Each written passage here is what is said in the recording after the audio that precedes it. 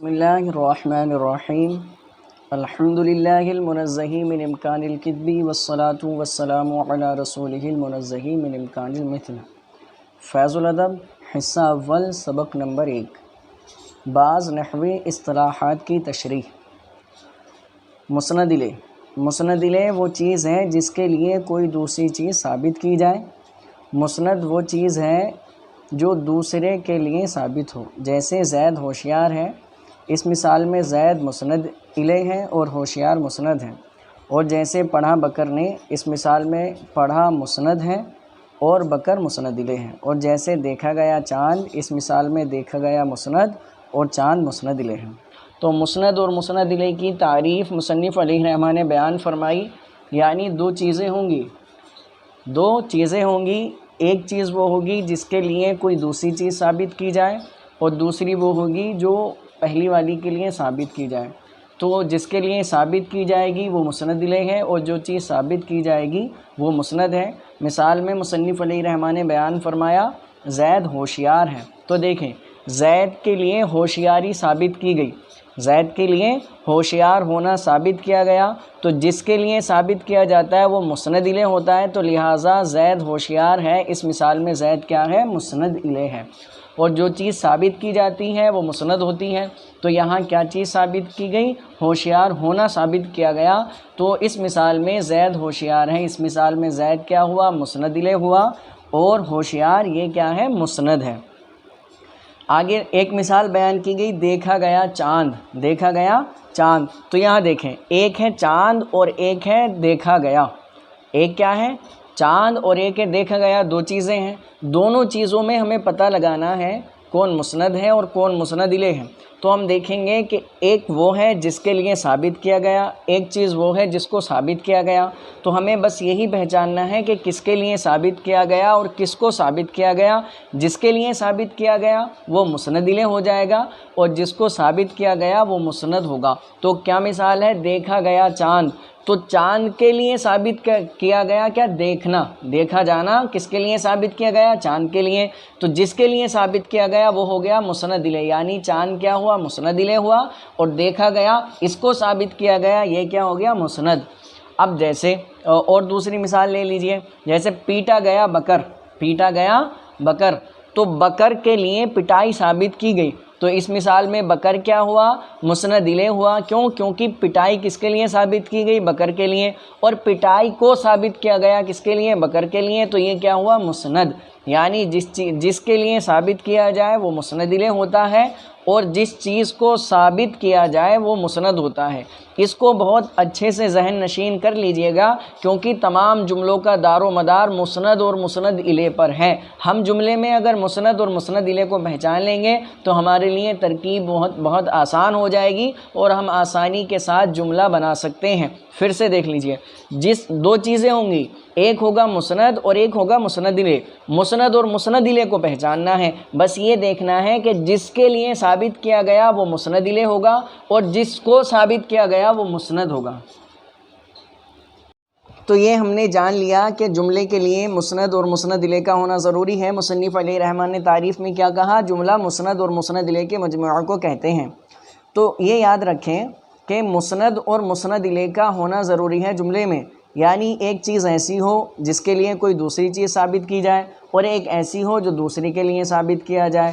اگر یہ دونوں موجود ہیں تو جملہ ہوگا، اور اگر یہ دونوں موجود نہیں ہیں تو جملہ نہیں ہوگا۔ جیسے زید ہوشیار ہے، اس مثال میں زید کے لیے ہوشیار ہونا ثابت کیا گیا، تو زید کے لیے ثابت کیا گیا تو زید مسند الیہ ہو گیا، اور ہوشیار ہونا یہ ثابت کیا گیا تو یہ مسند ہو گیا۔ تو اب مسند اور مسند الیہ دونوں پا لیے گئے تو یہ جملہ ہو گیا۔ اسی طرح پڑھا بکر نے، دیکھا گیا چاند۔ اب ہم نے کہا غلام زیدن، اب یہاں پر کیا ہے کہ غلام زیدن میں زید کا غلام، تو یہاں پر بھی تو زید کے لیے غلام کا ہونا ثابت کیا گیا ہے، تو یہ تو جملہ نہیں ہے۔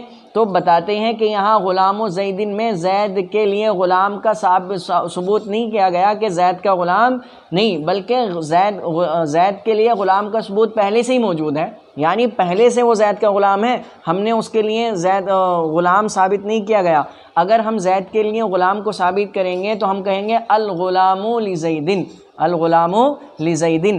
اب ہے یہ زید کے لیے غلام کو ثابت کرنا، اور غلام و زیدن میں یہ کیا ہے، غلام و زیدن میں یہاں زید کے لیے غلام کا ہونا ثابت نہیں کیا گیا، ثبوت پہلے سے موجود ہے، اور جملے کے لیے ضروری کیا ہے، مسند اور مسند الیہ کا ہونا، اور مسند اور مسند الیہ کا مطلب یعنی فی الحال وہ چیز ثابت کی گئی ہو کہ جب ہم جملہ بنا رہے ہیں تو ایک چیز کے لیے دوسری چیز کو ثابت کیا جائے، تو جس کے لیے ثابت کیا جائے گا وہ مسند الیہ، اور جس کو ثابت کیا جائے گا وہ مسند، اور دونوں کو ملا کر کیا ہو جائے گا، جملہ۔ تو غلام و زیدن میں یہاں زید کے لیے غلام کا ہونا ثابت نہیں کیا گیا، بلکہ زید کے لیے غلام پہلے سے ہی ثابت ہے۔ اب اگر زید کے لیے غلام ثابت کریں گے تو وہ کیسے ثابت کریں گے، الغلام لزیدن، اب ہے یہ زید کے لیے غلام کا ثبوت، ٹھیک ہے۔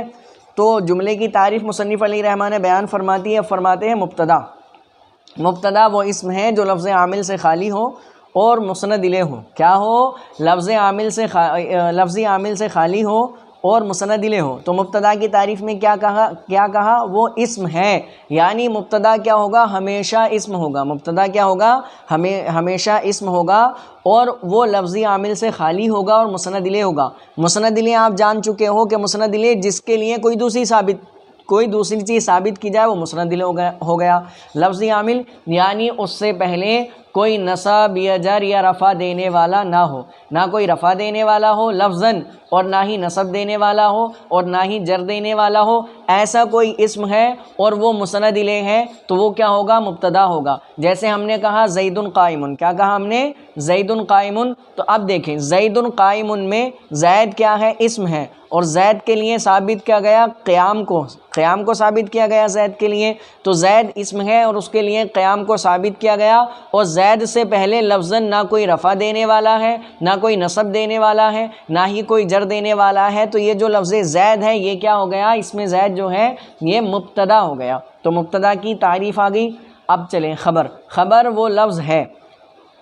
وہ لفظ ہے جو لفظی عامل سے خالی ہو اور مسند ہو۔ دیکھیں مبتدا میں کیا کہا تھا، مبتدا وہ اسم ہے، اور خبر میں کیا فرمایا ہے، وہ لفظ ہے، اس لیے کہ خبر ضروری نہیں ہے کہ اسم ہی ہو، خبر فعل بھی ہوتی ہے، خبر جملہ بھی ہوتی ہے، تو اس لیے مصنف علیہ رحمٰن نے مبتدا چونکہ ہمیشہ اسم ہوگا اس لیے اسم سے تعبیر کیا، اور خبر کبھی اسم ہوگی، کبھی فعل ہوگی، کبھی جملہ وغیرہ ہو سکتی ہے، تو اس لیے اس کو لفظ سے تعبیر کیا گیا کہ لفظ جو ہے سب کو عام ہے۔ تو خبر کی تعریف میں کیا فرمایا کہ خبر وہ لفظ ہے جو لفظی عامل سے خالی ہے اور مسند ہو۔ مسند آپ جان چکے ہو، جس کو دوسرے کے لیے ثابت کیا جائے وہ مسند ہے۔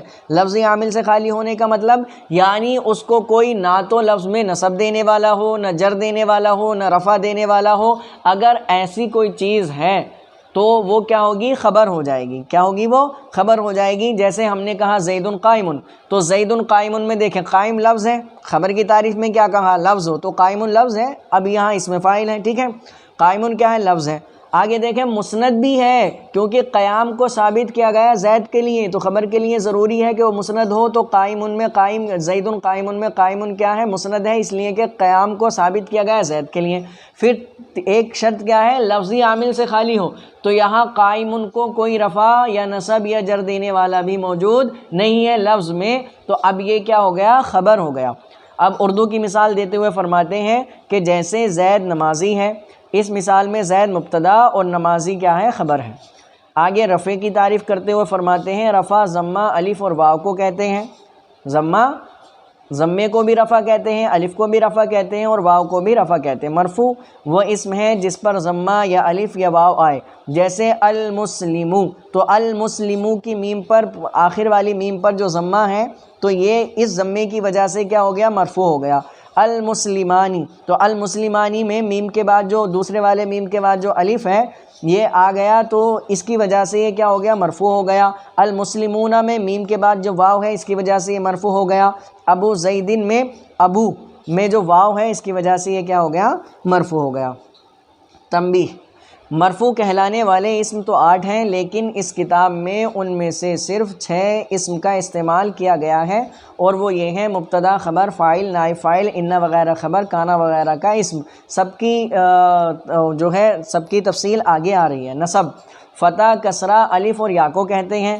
منصوب وہ اسم ہے جس پر فتح یا کسرہ یا الف یا آئے، جیسے المسلمہ، تو آخر والی میم پر فتح آیا تو پتہ چلا یہ منصوب ہے۔ المسلماتی، تا پر کسرہ آیا تو پتہ چلا یہ منصوب ہے۔ ابا زیدن، با کے بعد الف آیا تو پتہ چلا یہ منصوب ہے، میں تو بتاتے ہیں ابا زیدن میں ابا۔ المسلمین، المسلمینی تو بتاتے ہیں المسلمینی میں میم کے بعد یا آیا تو پتہ چلا یہ کیا ہے، منصوب ہے، اور المسلمین میم کے بعد یا آیا تو پتہ چلا یہ منصوب ہے۔ ٹھیک ہے، آگے فرماتے ہیں اس میں منصوب کی تعداد 12 ہے، مگر اس کتاب میں ان میں سے صرف 8 اسم استعمال کیے گئے ہیں، اور وہ یہ ہیں: مفعول بھی، مفعول فی، مفعول مطلق، مفعول لہو، حال، تمیز، ان وغیرہ کا اسم، کان وغیرہ خبر، سب کا ذکر تفصیل کے ساتھ آگے آ رہا ہے۔ جر کسرہ، فتح اور یا کو کہتے ہیں۔ کس کو کہتے ہیں؟ کسرہ، فتح اور یا کو کہتے ہیں۔ مجرور وہ اسم ہے جس پر حرف جار داخل ہو یا جو مضاف الیہ ہو۔ دیکھیں مجرور کیا ہے؟ وہ اسم ہے جس پر حرف جار داخل ہو یا مضاف الیہ ہو، اس کے علاوہ مجرور نہیں ہوگا۔ کیا ہوگا؟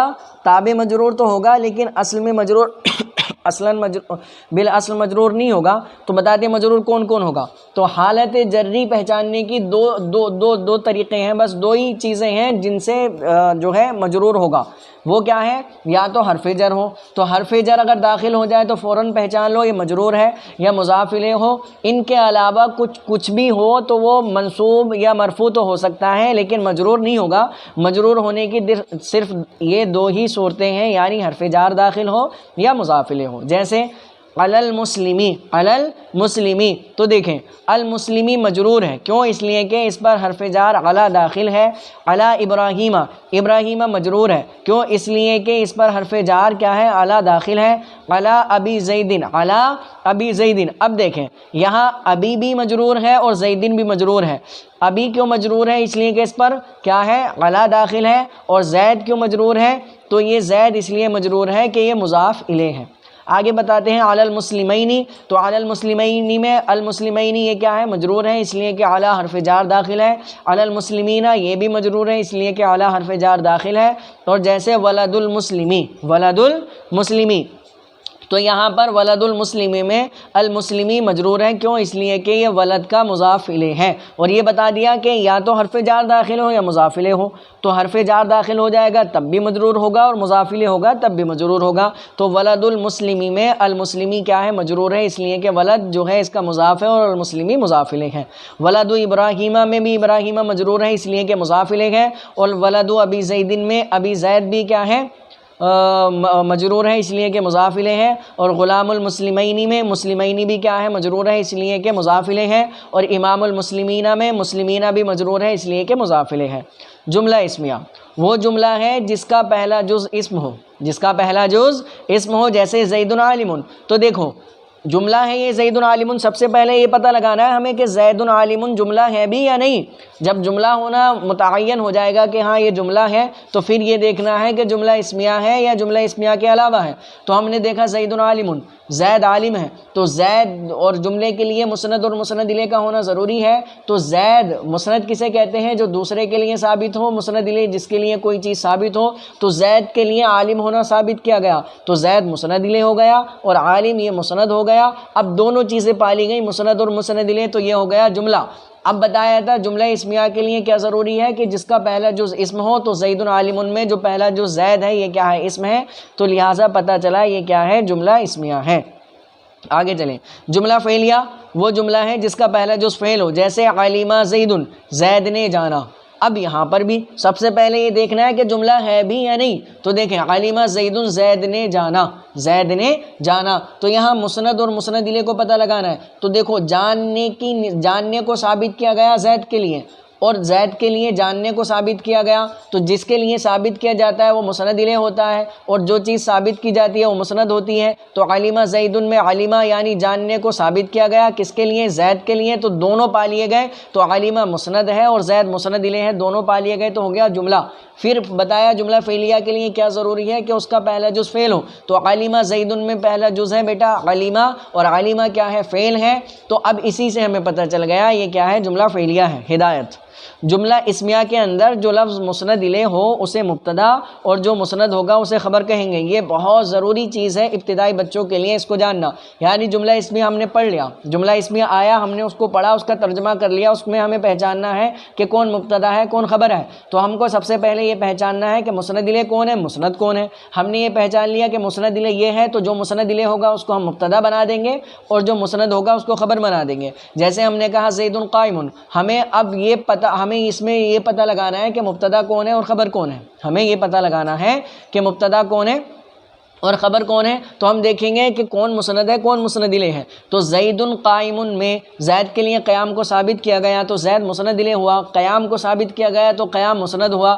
تو جو مسند الیہ ہے وہ مبتدا ہو گیا اور جو مسند ہے وہ خبر. تو زید مبتدا اور قائم کیا ہو گئی, خبر. ایسے ہی ہم نے کہا فی الداری رجل, فی الداری رجل, زید قائم میں تو بچوں کو یہ ہو سکتا ہے طلبہ کو کہ بھئی جو پہلے ہے اس کو ہم نے مبتدا بنا دیا اور جو بعد میں وہ خبر. لیکن یہ مثال دیکھیں, فی الداری رجل, گھر میں مرد ہے, فی الداری رجل, تو گھر میں مرد ہے. اب یہاں فی الدار پہلا ایک چیز ہے اور رجل دوسری چیز ہے, اور فی الدار پہلے ہے رجل بعد میں ہے. لیکن اس میں کون مسند ہے کون مسند الیہ ہے کون مبتدا ہے کون خبر ہے. تو دیکھ لیں, وہی پہچاننا ہے ہمیں, وہی پیٹرن یاد رکھنا ہے کہ جس کے لیے ثابت کیا جائے وہ مسند الیہ ہے, جس کو ثابت کیا جائے وہ مسند ہے. تو فی الدار گھر میں ہونا ثابت کیا گیا کس کے لیے, رجل کے لیے. اور تو جس کو ثابت کیا گیا یعنی فی الدار کو ثابت کیا گیا رجل کے لیے, تو فی الدار کیا ہوا, مسند ہوا, اور رجل کیا ہوا, مسند الیہ. تو اب اس مثال میں فی الدار مبتدا نہیں ہے بلکہ مبتدا کیا ہے, رجل ہے. تو رجل مبتدا ہے اور فی الدار یہ جو ہے ثابت ان سے متعلق ہو کر یہ خبر ہو جائے گی. یہ آگے کی بات ہے, خالی یہاں آپ لوگوں کو صرف یہ پہچان کروانا ہے کہ مسند اور مسند الیہ کو کیسے پہچاننا ہے. ٹھیک ہے, تو جملہ اسمیہ میں مسند اور مسند الیہ کو پہچاننا ہے. جو مسند الیہ ہوگا وہ مبتدا ہو جائے گا اور جو مسند ہوگا وہ خبر ہو جائے گی. ٹھیک ہے, آگے چلیں. آگے فرماتے ہیں, اور جملہ فعلیہ کے اندر مسند الیہ کو فاعل یا نائب فاعل اور مسند کو فعل کہیں گے یا ہاں. ٹھیک ہے, تو جیسے ہم نے کہا علمہ زید, تو علمہ زید میں یہ جملہ فعلیہ ہے, اس میں مسند اور مسند الیہ کو پہچاننا ہے. جو مسند ہوگا وہ فعل ہو جائے گا اور جو مسند الیہ ہوگا وہ فاعل یا نائب فاعل ہو جائے گا. جیسے ہم نے کہا علمہ زید, تو علمہ مسند ہے اور زید مسند الیہ ہے, اور یہ جملہ کون سا ہے, جملہ فعلیہ ہے. تو علمہ کیا ہو گیا, فعل ہو گیا, اور زید کیا ہو گیا, فاعل ہو گیا. اسی طرح فعل مجہول کا لے لیجئے, ضرب زید, زید مارا گیا. تو پٹائی کس کے لیے ثابت ہے, کس کے, زید کے لیے. زید کے لیے پٹائی ثابت ہے. تو جو چیز ثابت ہو دوسرے کے لیے وہ مسند ہوتی ہے اور جس کے لیے ثابت ہو وہ مسند الیہ ہوتی ہے. تو لہٰذا ضرب فعل ہو گیا کیونکہ یہ مسند ہے, اور زید نائب فاعل ہو گیا کیونکہ یہ فعل مجہول کے بعد واقع ہے. ٹھیک ہے.